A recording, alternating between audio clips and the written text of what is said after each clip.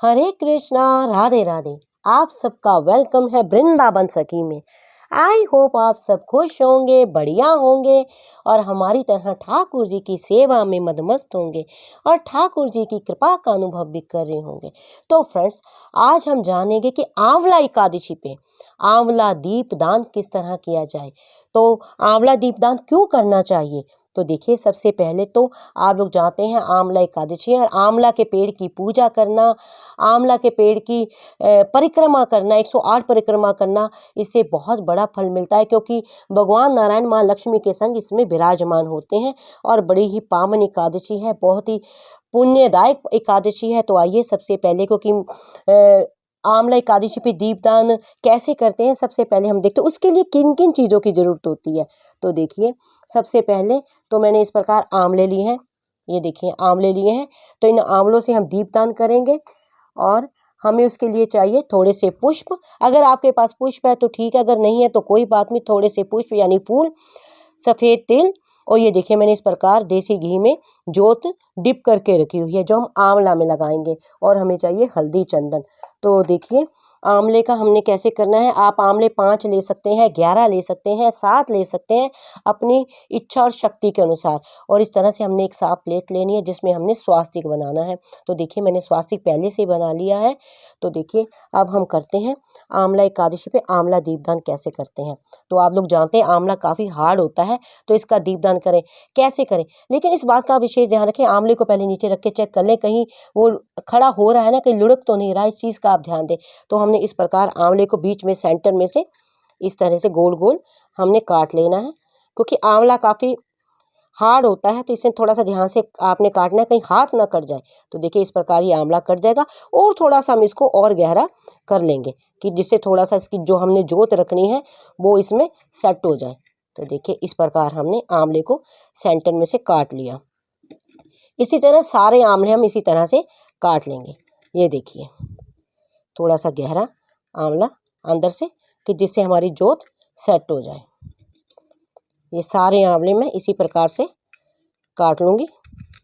तो देखिए, इस प्रकार हमने आंवले को काट लिया है और थोड़ा सा सेंटर में से गहरा कर दिया है ताकि जब हम इस पे जोत जलाएं तो जोत स्थिर हो जाए। लेकिन जोत में आपने थोड़ा सा ध्यान देना है कि जो आपने जोत बनाई है उसको घी में अच्छी तरह डिप करें ताकि वो आराम से जल सके। और दूसरी बात, ज़्यादा लंबी जोत ना आप लगाएं, क्योंकि ज़्यादा लंबी जोत होगी तो आंवले का जो है इसको टिका नहीं पाएगा। तो ज़्यादा लंबी जोत ना लगाएं और इसको अच्छी तरह से घी में आप डिप कर लें। तो देखिए, इस प्रकार हमने आंवलों को काट लिया है। अब देखिए, हम सबसे पहले सेंटर में स्वास्तिक के आंवला रखेंगे। ये जो आप अपनी इच्छा के अनुसार 5, 11, 7, 21 वो आपकी इच्छा के अनुसार है, आप कितने भी आंवले ले सकते हैं, जितना आपको सरलता से मिल जाए या जितना आप कर सकें उस हिसाब से। ये देखिए, इस प्रकार हम आंवलों को रख देंगे। तो ये आंवले हो गए यहाँ।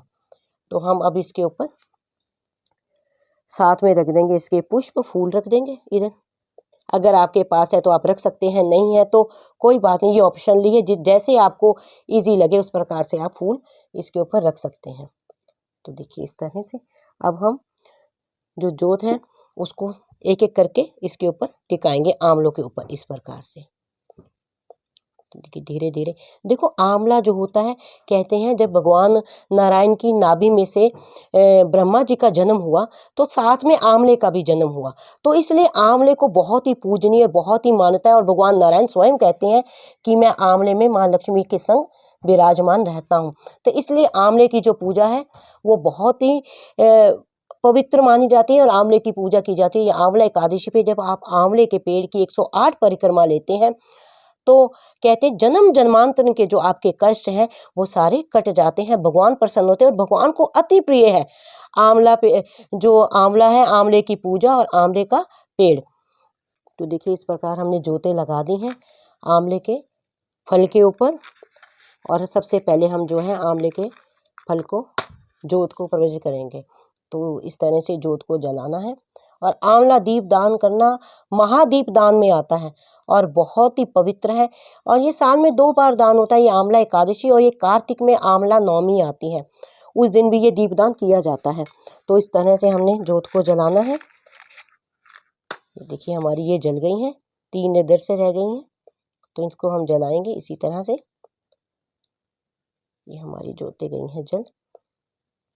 तो ये हमने जो मैंने 7 रखे हैं, आप अपनी इच्छा से 5 कम से कम 5 रख सकते हैं, आप चाहे तो 11, 7, 21 वो आपकी श्रद्धा के अनुसार है, आप कितने भी आप इसको रख सकते हैं।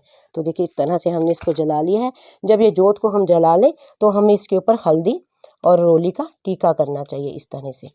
सब आंवलों के ऊपर हम रोली और हल्दी का टीका करेंगे इस प्रकार से। ये हल्दी होली उसका टीका करेंगे। ये हमने रोली का कर दिया, अब हम हल्दी का टीका करेंगे। तो ये आंवला का जो आपने दीपदान करना है, तो ये दीपदान आपने कहाँ करना है, इस बात का भी आपने विशेष ध्यान रखना है। देखिए फ्रेंड्स, सबसे पहला दीपदान जो आपने करना है वो करना है भगवान नारायण के आगे। भगवान नारायण के आगे आपने करना। जो दीपदान करना, थोड़े थोड़े से जो ये सफ़ेद तिल है आपने दिए के ऊपर डालने हैं इस तरह से। सफ़ेद तिल कहते हैं, सफ़ेद तिल जिस तरह हम दिए के ऊपर डालते हैं, जितना दिया जलेगा, ये सफ़ेद तिल जितने चटकेंगे उतने ही जो आपके कष्ट हैं सब दूर हो जाएंगे, उतने ही आपके कष्ट कट जाएंगे। तो इस भावना से जो है ये सफ़ेद तिल जो है दिए के ऊपर डाले जाते हैं। तो जितने सफ़ेद तिल चटकेंगे, क्योंकि जब अग्नि में हम सफ़ेद तिल को डालेंगे तो तिल जो है चटकते हैं, तो इसलिए कहते हैं जितने सफ़ेद तिल चटकेंगे उतने ही आपके कष्ट कटेंगे। तो पहला दिया जो आपने दान करना है वो करना है आपने भगवान नारायण को, उनके सामने। और दूसरा आपने, अगर आपके घर में लड्डू गोपाल जी विराजमान है तो दूसरा आपने करना है गोपाल जी के आगे। जो नारायण स्वरूप हमारे ठाकुर जी घर में विराजमान है, दूसरा दीपक हमने करना है उनके आगे। तीसरा दीपक आपने दान करना है, अगर आपके घर में, घर के आसपास या घर में आपके आंवले का पेड़ हो या गमला हो उसके अंदर, या आपके घर में शामी का पेड़ हो उसके आगे भी आप कर सकते हैं। फिर आपने करना है एक दीपदान तुलसी जी को, एक आंवले का दीपदान तुलसी जी को करना है। और जो बाकी दिए आपके पास बचे हैं वो आपने करने हैं अपनी दहलीज पे। दहलीज पे दिए आप एक भी रख सकते हैं, 2 भी रख सकते हैं। अगर आपने ज़्यादा जलाए तो सब जगह आप 2-2 भी रख सकते हैं। अगर आपने कम जलाए हैं तो आप एक-एक दिया भी इस प्रकार दान कर सकते हैं। इसलिए आपको जो है आंवला एकादशी पे ये जो दीपदान है आपको अवश्य करना चाहिए।